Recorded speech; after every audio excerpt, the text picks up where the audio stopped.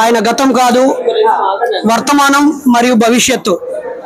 ఒక దార్శనికుడు, ఒక లోతైన విశ్లేషకుడు, న్యాయకోవిదుడు, అంతర్జాతీయ రాజకీయాలపై పట్టు కలిగిన వ్యక్తి, అన్ని మతాలలోని లోటుపాట్లపై లోతైన అధ్యయనం చేసిన వ్యక్తి. ఆయన రాసిన ఒక చిన్న పుస్తకం ఈ దేశంలో కుల నిర్మూలన ఉద్యమానికి బాటలు వేసింది. ఆ పుస్తకమే కుల నిర్మూలన భారత రాజ్యాంగం. దాంతో పంజాబ్ యూనివర్సిటీ ఆయనకి డాక్టరేట్ ఇచ్చింది. దేశంలోనే కాదు, అంతర్జాతీయ స్థాయిలో మానవ హక్కుల హననం జరిగిన చోట ఆయన ప్రత్యక్షమయ్యేవారు.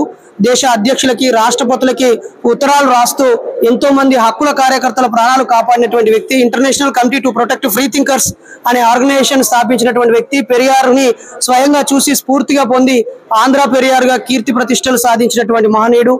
ఎలాంటి చిన్న ప్రలోభానికి కూడా తలవంచని నిక్కచ్చి నిజాయితీ కలిగినటువంటి వ్యక్తి. ఆయన కోట్లాది రూపాయల కుటుంబ ఆస్తిని కూడా కాదని తాను నమ్మిన సిద్ధాంతం కోసం నడిచినటువంటి వ్యక్తి.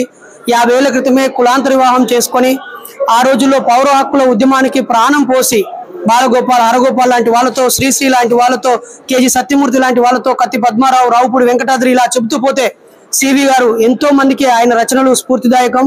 ఆయన రచనల్ని సమాజంలోకి తీసుకుపోవాలని, ఆయన స్థాపించిన భారత నాస్తిక సమాజంలో 29 ఏళ్లు పనిచేసినందుకు గర్విస్తూ ఆయన స్ఫూర్తిని జీవితాంతం కొనసాగిస్తామని, ఆయన ఆశయాలకు అనుగుణంగా ఆయన కుటుంబం ఆయన బాడీని మెడికల్ కాలేజీకి డొనేట్ చేయడం నిజంగా అభినందనీయం.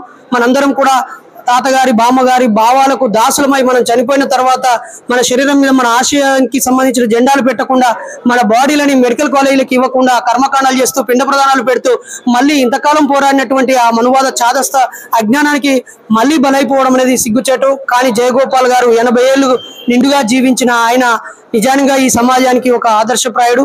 ఆయన స్థాపించిన సంఘాలు వర్ధిల్లాలని, ఆయన కోరిన సమాజం రావాలని, శాస్త్రీయ సమాజం కోసం ఆయన శిష్యులుగా మేమంతా కలిసి పనిచేస్తామని, ఆయన కుటుంబానికి తోడుగా ఉంటామని, ఆయన ఆశయ సాధనలో పనిచేసే వారందరం భేదాభిప్రాయాలను వీడి కలవాల్సిన ప్రతి చోట కలిసి ఆయన ఆశయాల కోసం ముందుకు సాగుతామని సందర్భంగా తెలియజేస్తున్నాను.